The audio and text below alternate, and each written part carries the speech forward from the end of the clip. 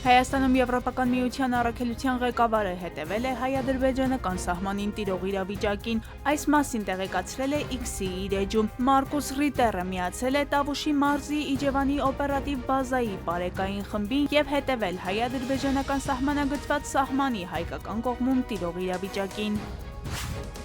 Կարմիր խաչի միջազգային կոմիտեի Ադրբեջանի գրասենյակի ներկայացուցիչները հունիսին տեսակցել են Բաքվում պահվող հայերին, որոնց անունները հաստատված են այդ երկրի կողմից։ Լրատվամիջոցներին հայտնել է Կարմիր խաչի հայաստանյան գրասենյակի հաղորդակցության ծրագրերի պատասխանատուն։ Տեսակցությունը անցել է առանձնազրույցների ձևաչափով։ Ուշադրության կենտրոնում են եղել գերիների պահման պայմանները, առողջությունը, վերաբերմունքը նրանց նկատմամբ։ Նրանք հնարավորություն են ունեցել կապ հաստատել իրենց հարազատների հետ, նաև ընտանիքի կողմից ծանրոցներ են փոխանցվել։ Արցախցիներին տրվող 40,000 դրամ աջակցության այս ամսվա փոխանցումները կիրականացվեն երկուշաբթի օրվանից։ Կառավարության առաջիկա նիստում նախատեսված է պետական բյուջեով այս տարվա համար նախատեսված գումարից 3 միլիարդ դրամը տեղափոխել առաջիկա կիսամյակ, անհրաժեշտ վճարումները ամբողջացնելու նպատակով։ Արտակ Զեյնալյանը ընտրվեց սահմանադրական դատանի դատավոր։ Նրա օգտին կողմ է քվեարկել 67 պատգամավոր։ Ընդդիմությունը քվեարկությանը չի մասնակցել։ Հիշեցնենք, որ այսօր առավոտյան Երևանի Ավագանու Հանրապետության խմբակցությունից հայտնել էին, որ խմբակցության անդամ Արտակ Զեյնալյանը վայր է դրել Ավագանու մանդատը։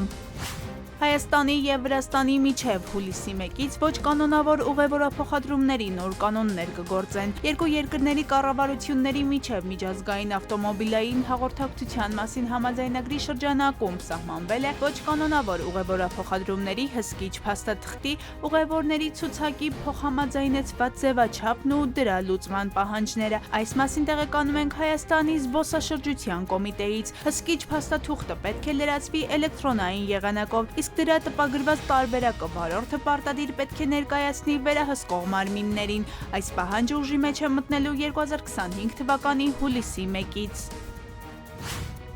Ոսկե ծիրան 22-րդ միջազգային կինոփառատոնը այս տարի տեղի կունենա հուլիսի 13-ից 20-ը։ Կինոփառատոնի միջազգային մրցութային ծրագրի ժյուրիի նախագահը աֆրիկացի ռեժիսոր Կանիի կինոփառատոնի և Սեզարի մրցանակակիր Աբդերհման Սիսակոն է։ Այս տարի ևս միջազգային կինոտոնը հանրությանը կներկայացնի մրցութային կինոնկարներ աշխարհի տարբեր երկրներից, ինչպես նաև ֆիլմեր ամենահեղինակավոր կինոփառատոններից։ Դիլիջանում առաջին անգամ կանցկացվի շեֆ խոհարարների միջազգային մրցույթը։ Միջոցառման գլխավոր նպատակն է Հայաստանը ներկայացնել համաշխարհային խոհարարական քարտեզի վրա և արտասահմանյան գործընկերների հետ փոխանակվել ձեռք բերված փորձով։ Երրորդյա մրցույթին, որն ի դեպ արդեն մեկնարկել է, Հայաստան են ժամանել խոհարարներ 9 երկրներից։ Մրցույթն անցկացվում է խոհարարների համաշխարհային ասոցիացիայի կանոններով։ Յուրաքանչյուր մասնակից պետք է պատրաստի 3-ից 4 ճաշատեսակ՝ գարան, հավի, տավարի և ձկան մսից։ Ազգային առանձնահատկությունները պահպանելը պարտադիր չէ։ Հասմիկ Անտոնյան, ժամը լատվական։